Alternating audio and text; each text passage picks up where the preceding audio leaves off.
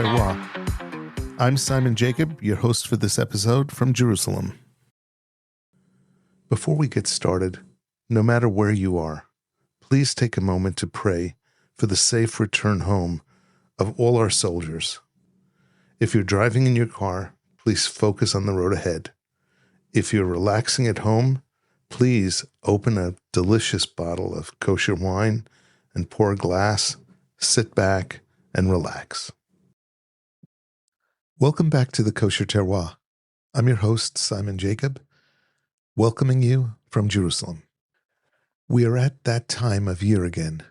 If you walk through the streets of my neighborhood right now, you can smell it in the air, the scent of spring cleaning, the burning of chametz, and that frantic, beautiful energy that precedes Passover. For many of us, this is the season of profound transition. We change our dishes, we change our diets, and for the discerning drinkers, we change our cabinets. Now, if you've listened to this show before, you know my palate.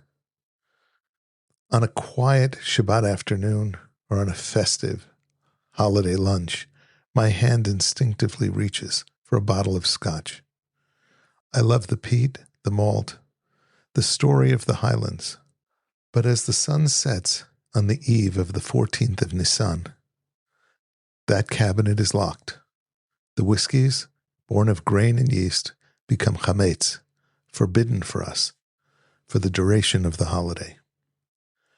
For years, I'll admit, I felt that loss. When we come home from synagogue on Passover morning, or when we sit down for a long celebratory Yom Tov lunch, I miss that contemplative, slow-sipping spirit. You can't have your dessert after the afikomen at the Seder, of course. But the daytime meals, that's when we look for something truly special to mark the occasion. And that is when I look back at the very thing this podcast is built upon, the grape. Today, we are talking about brandy. To some, brandy is just the Passover substitute.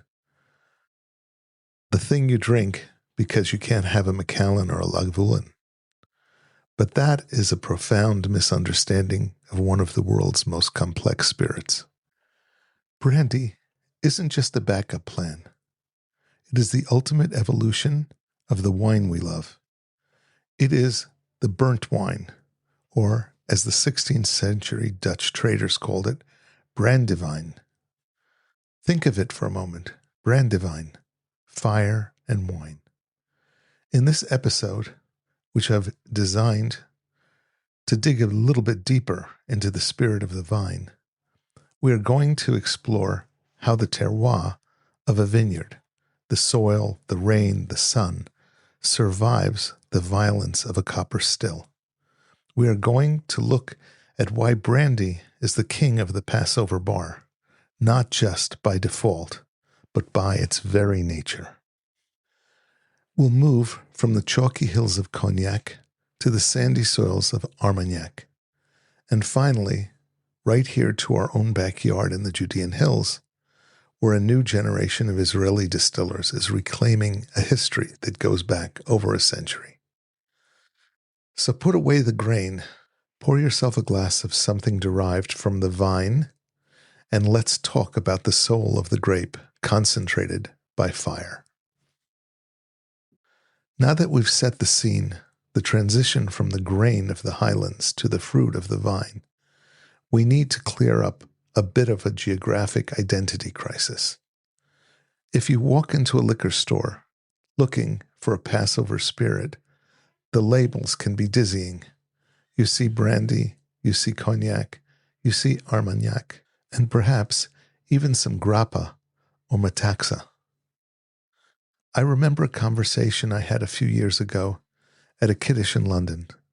A friend of mine, a real enthusiast, held up a bottle of VSOP and asked me, "Simon, I know this is great, but why is it a cognac and not just a brandy?" It's the most common question in the world of spirits, and the answer is the very heart of what we talk about on this show place. The simplest way to remember is an analogy we often use with sparkling wine. All cognac is brandy, but not all brandy is cognac. Brandy is the vast, wild territory. It's a global category. You can make brandy in California, South Africa, or even in Spain, or right here in Israel. If you take a fruit, usually grapes, but it can be apples, pears, peaches, whatever, ferment it into wine, and then distill that wine into a concentrated alcohol, you have made brandy. It is the burnt wine of the world. But when you talk about cognac, we're talking about a very specific, very protected, and very French piece of land. Imagine you are standing about 300 miles southwest of Paris, just north of Bordeaux. This is the Cognac region. This is the land of rolling hills, and mostly important, a very specific type of soil. They call the best areas Champagne, not to be confused with the sparkling wine region in the north. In France, champ means field, and these fields are white. They are packed with chalk and limestone. Why does this matter for a spirit? Because vines grown in chalky soil produce grapes with incredibly high acidity and very low sugar. If you tried to drink the base wine made for cognac at your Shabbat table, you'd probably spit it out. It's thin, it's sour, and it's only about 8 or 9% alcohol. It's ugly wine, but for distillation, it's pure gold. That acidity is what protects the wine during the long wait for the still, and it provides the floral skeleton the alcohol will eventually cling to. To be called cognac, the rules are ironclad. You must use specific grapes, mostly un blanc. You must use a copper pot still of a very specific shape, and you must age it in French oak. It is a spirit defined by bureaucracy as much as by biology. But then we have to talk about the wild cousin to the south, Armagnac. I have a soft spot for Armagnac. If Cognac is the elegant, tuxedo-wearing aristocrat of the brandy world, Armagnac is the rugged farmer with dirt under his fingernails and a heart of gold. Located in the Gascony region, Armagnac was actually being distilled 200 years before Cognac. The terroir here is different. It's sandier, with more iron, and the process is different too. While Cognac is distilled twice in a pot still to a very pure, refined spirit, Armagnac is usually distilled only once in a continuous column still. This leaves more of the impurities, the oils, and the esters in the liquid. The result, a spirit that is earthier, more robust, and more grapey. So, as you stand there choosing your bottle for the holiday, ask yourself, are you looking for the polished floral precision of Cognac? Or do you want the rustic, spicy, and full-bodied soul of Gascony, Armagnac? Both are actually masterpieces of the vine, and both carry the fingerprint of their soil through the fire of the still. But before we can get that liquid into our glasses, we have to address the kosher hurdle. And that is where the story gets truly technical and truly fascinating. We've mapped out the rolling hills of Cognac and the sandy soils of Gascony. But now we have to talk about the reality of getting that spirit from the French countryside to your table in Jerusalem, New York, or London, or anywhere for that matter. Because if the geography of brandy is complex, the halakha, the Jewish law surrounding it, is a master class in logistics. If you're a whiskey drinker, You're used to a certain level of ease. You check a list, you look for a specific cask finish, and generally, you're good to go. But brandy is a different beast entirely. It's the only major spirit that is governed by the laws of Stam Yinam, the prohibition concerning grape products handled by those who are not Jewish. Think about the implications for a moment. In the standard distillery, the winemaker, or master distiller, is touching the valves, testing the tanks, and monitoring the fermentation. But for a kosher brandy, the moment those grapes are crushed, the entire facility essentially goes into a lockdown. I want you to imagine a scene. It's a crisp autumn morning in the small village in France, a historic Cognac house. Let's say it's a house like Louis Royer or Dupuis, and has agreed to a kosher run. Suddenly, a team of mashgichim, rabbinic supervisors, arrives. For the next few weeks, the French master distiller, who might be the 5th generation of his family to run these stills, has to hand over his keys. He can't turn a valve. He can't open a tank to smell the fermenting must. He can't even restart the boiler if it trips. Every physical action involving the liquid must be performed by a Jew. I've spoken to distillers who found this incredibly frustrating at first. This is their baby, their art form, and they are told they can't even touch it. But then a beautiful thing happens.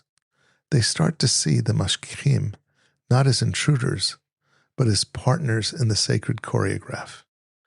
There is a precision to the kosher process that actually mirrors the precision of high-end distillation. But then we hit the mavushal debate.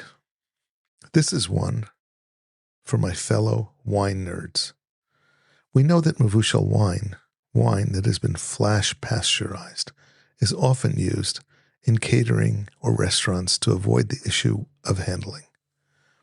Now, distillation involves heating a wine way past the boil. So you might ask, Simon, doesn't that act of distilling wine automatically make it mavushal? It's a fascinating question. Most halachic authorities actually say no. Distillation is a process of separation, not just cooking. The goal is to extract the alcohol, not boil the wine in the culinary sense. Therefore, the spirit that comes out of the still, that clear heart, is usually considered non-mavushal.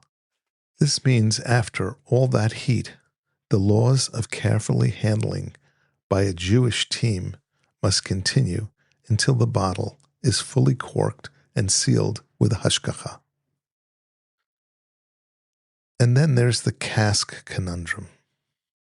As a Scotch drinker, you know that the sherry cask is the holy grail of flavor.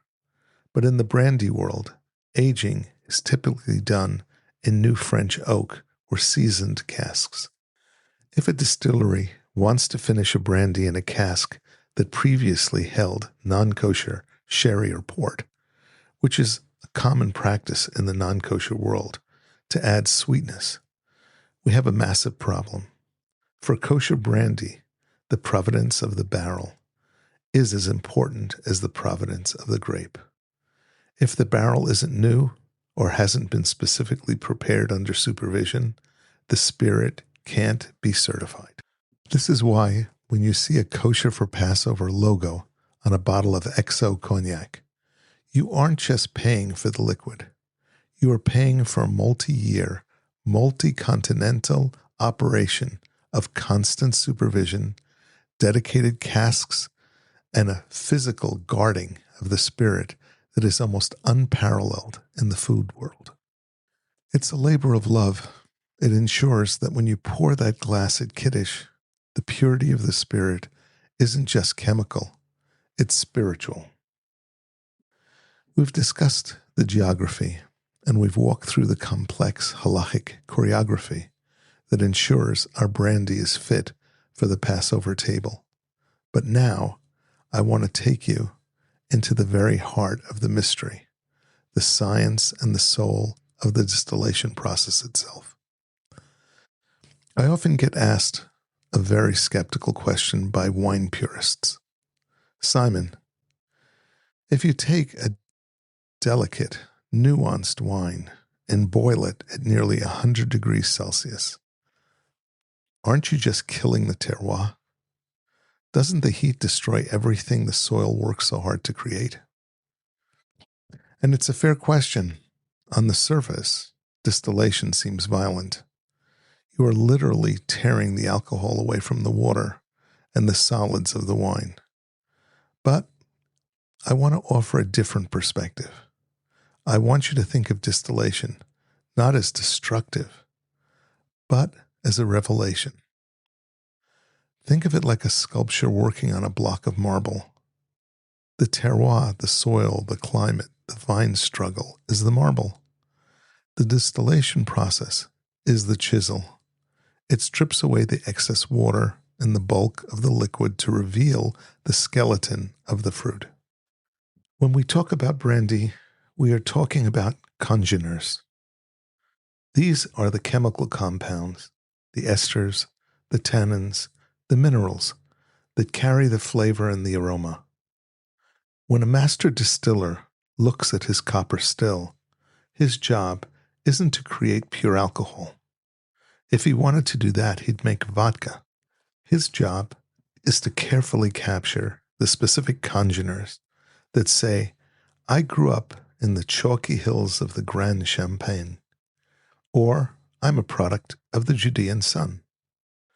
The hero of this story is the copper still, specifically the alembic Chardonnays. If you've ever seen one, they're a work of art. Giant, glowing copper onions with long, elegant swan necks. Why copper? It's not just for the aesthetic. Copper is a catalyst. It physically reacts with the wine vapors, stripping away the harsh sulfur compounds and unpleasant aromas that would otherwise mask the beauty of the fruit. Without that copper, the terroir would be buried under a wall of industrial funk. I remember standing in the distillery in the north of Israel one cold morning. The air was thick with a scent of biscuit and warm grapes. I watched the distiller as the spirit started to trickle out of the condenser. This is the moment of truth as he makes the cuts. First comes the heads, too high in alcohol, spelling of nail polish remover. Those are discarded. Then finally comes the heart. This is the clear, crystalline liquid that carries the soul of the vineyard. The distiller has to use his nose, literally sticking his face into the stream, to decide exactly when the floral, fruity notes are at their peak.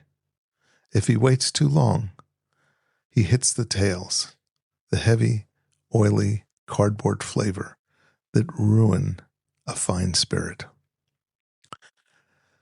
So does terroir survive? Absolutely, but it survives as a concentration.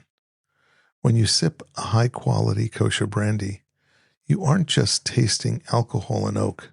You are tasting the mineral skeleton of the Uni Blanc or Colombard grape. You are tasting the specific vintage year's rainfall concentrated into a single glowing drop. Distillation is the ultimate act of listening to what the land has to say, even when it has to speak through the medium of fire. And as we'll see in our next segment, this conversation between the fire and the fruit has a very long, very storied history right here in the land of Israel, a history that predates many of our modern wineries. We've spent a lot of time in France so far, and for good reason. Cognac is the benchmark. But I want to bring our focus back home, to the land of Israel.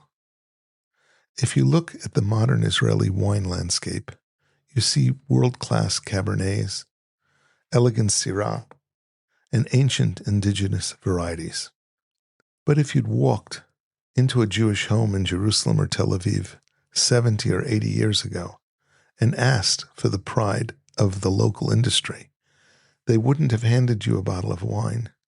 They would have handed you a bottle of brandy.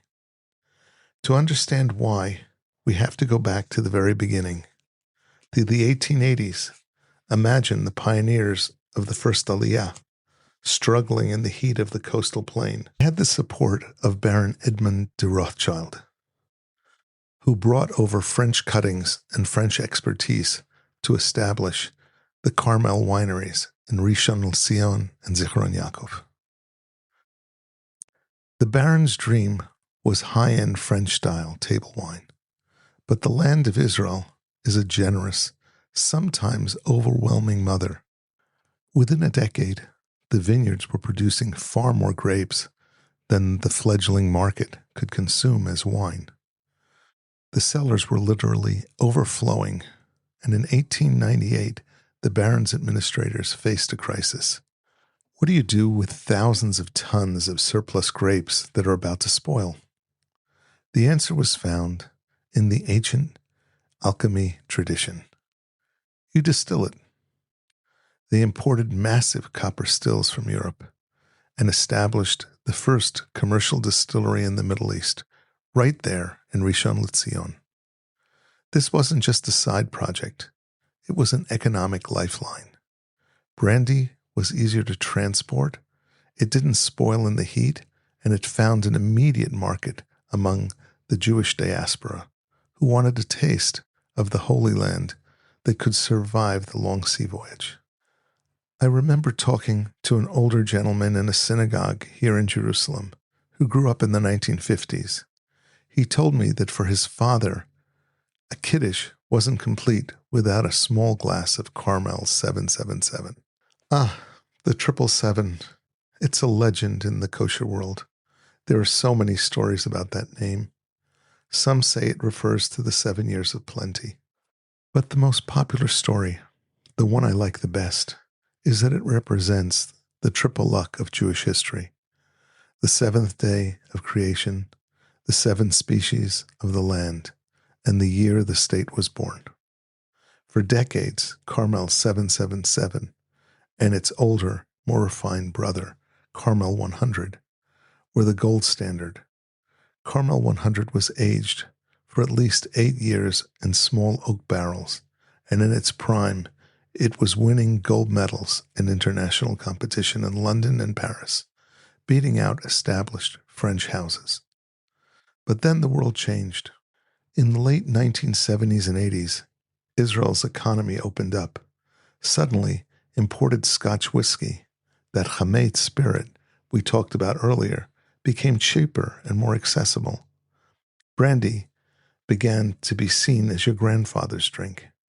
It felt old-fashioned, a relic of the socialist pioneer era. Production slowed. The great copper stills in Rishon were eventually silenced, and many of the vineyards were pulled up to make room for Cabernet. For a long time, the spirit of the vine in Israel went dormant, but history has a way of coming full circle. The terroir didn't go anywhere. The sun still shines on the Judean hills, and the grapes still have an incredible concentrated sugar. In our next segment, I want to introduce you to the alchemists of today, the people who looked at those silent stills and decided that it was time to bring the fire back to the Israeli grape. We've walked through the dusty archives of Rishon LeZion, but history isn't something that just happened. It's something that repeats, often with a more refined accent. For a few decades, Israeli brandy was the sleeping giant of our industry. We had the grapes and we had the sun, but the passion had shifted elsewhere. That changed when a few alchemists, men and women who grew up in the vineyards, decided that the Israeli grape deserved a second chance in the copper still. And if we're going to talk about the modern soul of Israeli brandy, we have to talk about a family name that is synonymous with the Zichron Yaakov region, Tishbe. I want to take you to Benyamina, to the Tishbe estate. If you walk into their distillery today, you'll see something that looks like it was transported through a wormhole from 19th century France. It's a massive, glowing, hand-hammered copper Charentise alembic still. The story of how it got to Israel is one of my favorites. Decades ago, Jonathan Tishbe, the patriarch of the winery, had a vision. He didn't want to just make a local spirit. He wanted to create an Israeli brandy that could stand toe-to-toe with the finest cognacs in the world. But to do that, you can't use industrial column stills. You need to use the old soul of the copper pot. He traveled to the Cognac region of France and found an antique still, a double distillation beast that had been used by legendary French houses. He bought it and had it meticulously disassembled and shipped across the Mediterranean. Can you imagine the logistics? Shipping tons of antique copper piece by piece and then rebuilding it in the heat of the Israeli coastal plain? It was an act of total madness, or perhaps an act of supreme confidence in the land. I remember visiting the distillery on a day when the still was running. There was a specific sound to a copper still, a low, rhythmic thrumming, like the heartbeat of a sleeping giant. And the smell, it's not just alcohol. It's the scent of caramelized sunshine. Jonathan and his team understood something crucial about terroir that we often forget. The best brandy grapes are actually the worst table wine grapes. They used Colombard and Chenin Blanc, grown in the cooler microclimes of the Judean hills and the slopes of Mount Carmel. These grapes were picked early to keep the acidity high and the sugar low. When that thin, tart wine enters that French copper still, a transformation occurs. Because the Tishbe still is a pot still, it requires two separate distillations. The first produces the brûlis, a cloudy liquid. When it goes back in for a second burn, this is where the artistry happens. They wait for years, sometimes 10, 12, or even 16 years for the spirit to age in French oak barrels that previously held their own high-end wines. The result is the Tishbe Special Reserve. When you pour that at a Passover Kiddush, you aren't just drinking a spirit. You are drinking a bridge. You're tasting French engineering meeting Israeli soil. It has these incredible notes of dried apricots, roasted nuts, and a hint of that Mediterranean sea breeze. But Tishbe isn't alone anymore. We're seeing a boutique explosion. You look at the cave, which is a collaboration between Benyamina and some of the best viticultural minds in the country. They've been aging brandy in an actual 16th century Ottoman era cave, where the constant cool temperature and high humidity creates a slow breath aging process that mimics the cellars of Cognac. Then there are the newcomers like Golani and Pelter, who are experimenting with different fruit bases and unique cask finishes. They are the rebels of the spirit world, pushing the boundaries of what an Israeli spirit can be. This is the new golden age, and we aren't just making brandy because we have extra grapes. We are making it because we realize that our terroir, our specific combination of sun, soil, and spirit, has something unique to say. It's saying it loud enough for the whole world to hear. But before we get too caught up in the grape, I want to take a brief detour, because as any good Jewish home knows, when the whiskey goes away for Passover, the cousins of the brandy world often come out to play. We have spent a lot of time talking about the grape, the queen of the vineyard. But as you who have wandered the aisles of kosher liquor stores lately know, the word brandy is a very big tent. When the whiskey goes under lock and key for Passover, the whole cast of fruit cousins comes out of the shadows.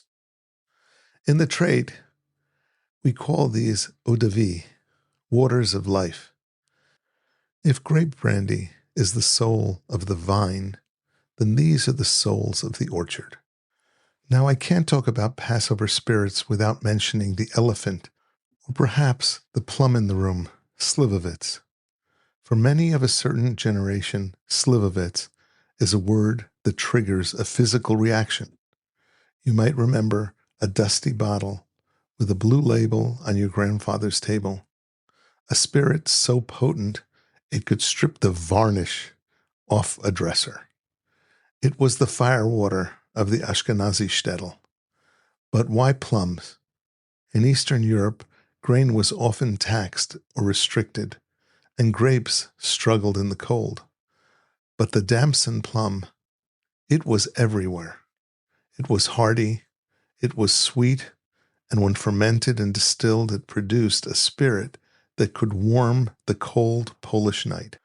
But I want to challenge your memory of Slivovitz. Just as we've seen a boutique revolution in wine, we are seeing it in plum brandy. There are producers now, especially out of Serbia, and even some craft distillers in the States, who are treating the plum with the same reverence as a cognac distiller treats the grape. They are using specific heirloom plum varieties, aging the spirits in mulberry wood and toasted oak, and producing something that is floral, nutty, and incredibly sophisticated. When you taste a high-end aged slivovitz at your Passover kiddush, you realize it's not just strong, it's a deep aromatic expression of the orchard. Then we head south of the Mediterranean. If you have roots in Tunisia or Morocco, your Passover brandy isn't made from plums, it's made from figs. I'm talking about bucha. The story of bucha is inextricably linked to the Bakopsa family. In the late 19th century in Tunisia, they perfected a way to take the humble, sun-drenched fig and turn it into a clear, crisp spirit, unlike the heavily oaky grape brandies. Bucha is usually unaged. It's white. It tastes like the essence of the Mediterranean summer, clean, slightly herbaceous, with a whisper of sweetness. For a Sephardic Jew, a glass of bucha with a plate of spicy nuts or dried fruit is the taste of the holiday. It's a spirit that doesn't try to be whiskey. It celebrates being exactly what it is. And we can't forget the apple. Calvados, the famous apple brandy from Normandy. While the kosher Calvados is rarer than its grape-based cousins, when you find a bottle, like one from the house of Bula, it is a revelation. It is like drinking baked apples, vanilla, and spice. Now, from a halachic perspective, these fruit brandies offer a different kind of relief. Because they aren't made from grapes, the strict laws of Stam Yenan don't apply in the same way. You don't necessarily need a Jewish team to turn the valves for the plum or the fig. However, this is a big however. For my listeners, for Passover, they must still be certified kosher for Passover. Why? Because the yeast used for fermentation or the enzymes used to break down the fruit could be derived from grain. In the world of industrial spirits, you never know where those hidden ingredients come from. So even with the fruit cousins, we look for that seal of approval. Whether it's the fire of a plum, the sunshine of a fig, or the spice of an apple, these spirits remind us that the terroir of the world is vast. Passover is a time when we reconnect with our roots, and sometimes these roots lead us right to the heart of the orchard. But now, my friends, the table is set. The history is told. We have a bottle in front of us. It's our final segment. I want to talk about the art of the sip, how to actually taste these masterpieces so you get every ounce of value out of the bottle you just bought for the holiday. We have traveled across continents. We've climbed through the chalky hills of France and stood beside the glowing copper stills of the Galilee. We've navigated the intricacies of halakha and the weight of history. Now the moment has arrived. It's a sunny Passover afternoon. The morning services are over. The lunch table is set, and it's time to actually taste what we've been discussing. But I have to start with a bit of tough love. Moments for my fellow spirit enthusiasts. To truly appreciate the terroir of brandy, we have to talk about the glass. If you look at an old Hollywood movie, think of those scenes with leather armchairs and roaring fireplaces, and you see brandy snifters. It's the massive round fishbowl of the glass with a short stem. The tradition, we are told, is to cup the bowl in your palm, swirl the liquid vigorously to warm it up. I'm telling you here as a friend, put the snifter away. The snifter was designed in an era when French chateaux were drafty and freezing. People needed the heat of our hands just to get the aromatic molecules to move. But in our modern, heated homes, warming of 40% or 45% ABV spirits in your hand does something very unfortunate. It causes ethanol, the raw alcohol, to evaporate much faster than the delicate fruit and floral notes. When you stick your nose into a snifter that's been warmed by your hand, you get hit with a burn. That numbs the olfactory senses before you can ever taste the grapes. Instead, I want you to reach for a tulip glass, or if you have one of those Scotch glasses, that's perfect. If not, a high-quality white wine glass with a narrow rim works beautifully. The goal is to allow the spirit to breathe while focusing the elegant aromas of apricot, vanilla, and old oak towards your nose without the alcohol overpowering them. And as for temperature, please resist the urge to heat it. Serve your brandy at a cool room temperature around 18 degrees Celsius or 64 degrees Fahrenheit. It keeps the spirit tight and elegant. Now let's walk through the tasting. First, look at the color. Unlike wine, which can tell you about the grape variety, a brandy's color tells you about its patience. A pale straw color suggests a younger VS or VSOP, while a deep mahogany amber tells you that the spirit has spent decades breathing through the pores of a French oak barrel. When you go to smell it, don't dive right into it like you would a glass of Chardonnay. Start with your nose at the rim of the glass.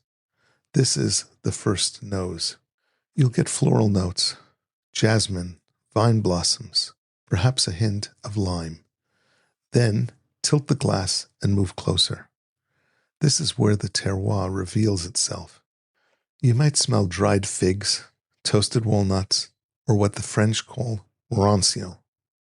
Rancio is the holy grail of brandy.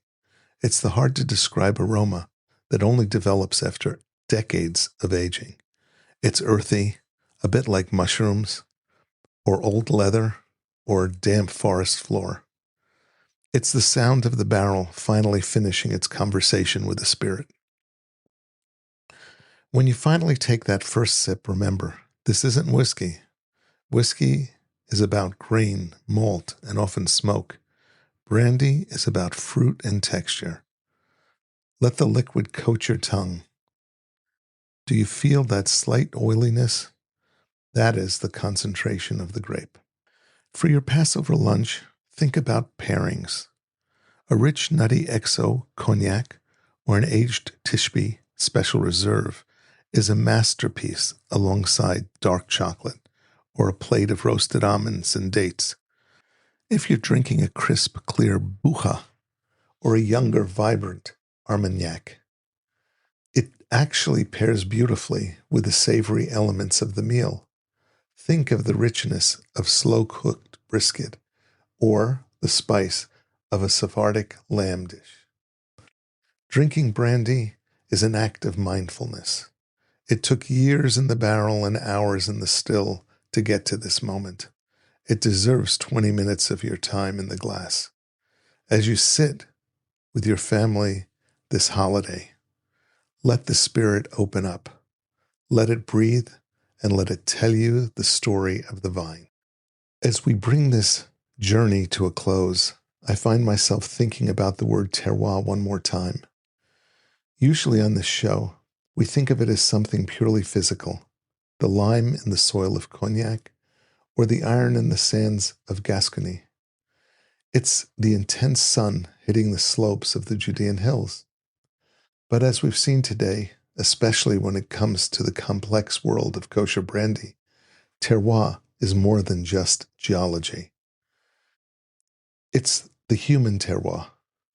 It is the patience of the grower who waits for the perfect level of acidity in the grape that no one else wants to eat. It's the dedication of the mashgiach who stays up through the night in the cold French distillery to ensure that every valve turn is a sanctified act.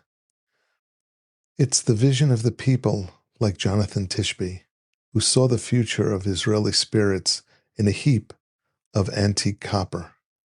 And ultimately, it's you, the listener. When you choose to bring an elevated, thoughtful bottle to your table, you are the final ingredient in the terroir of that spirit. You are the reason it's made.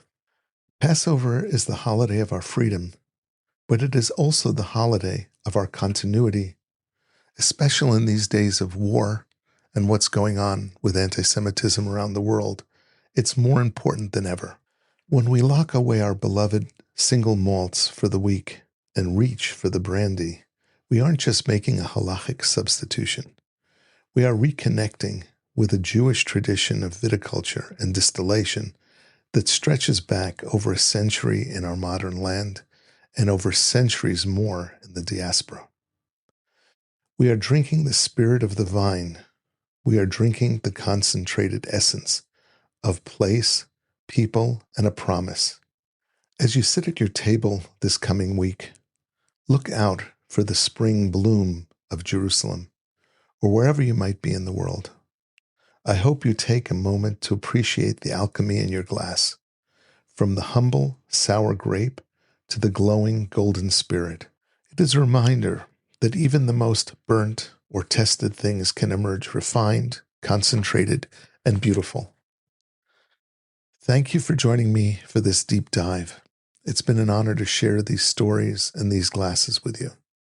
I hope this episode helps you navigate the liquor store shelves with a bit more confidence and a lot more curiosity. I'm Simon Jacob. This has been the Kosher Terroir. Please support the makers who put so much heart into these bottles. May your Passover be filled with meaningful conversation, deep connection, and of course, truly exceptional spirits. Hag Kasher v'Sameach l'chaim.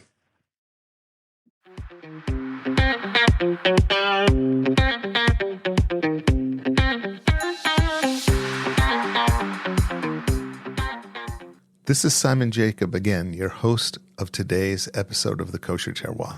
Please subscribe via your podcast provider to be informed of our new episodes as they are released. If you're new to the Kosher Terroir, please check out our many past episodes.